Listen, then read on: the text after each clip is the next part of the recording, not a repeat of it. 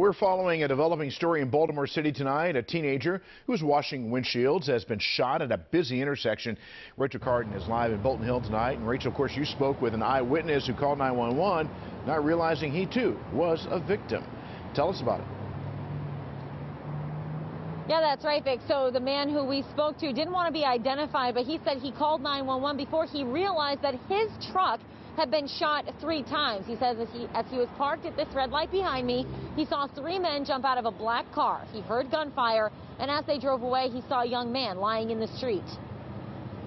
At Mount Royal and North Avenue, a 17-year-old young man was shot just before noon. This eyewitness says he was a squeegee kid. He was right in on the ground. He really wasn't moving anything below his waist. He was screaming. He was in a lot of pain. This man was sitting in his truck at the light. He saw 3 men with guns before he ducked behind his dash. I saw him jump out and they all started opening fire. And I guess I heard around, I don't know, it seemed like 8 shots.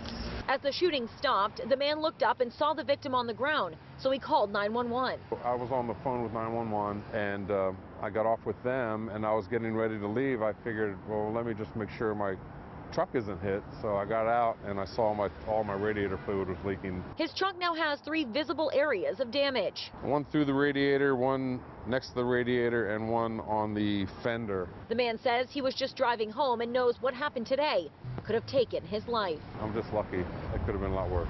Could have come through the windshield. I could easily be dead. Now, police did tell us they believe the shooting was targeted, and they confirmed that the victim was hit in his lower extremities.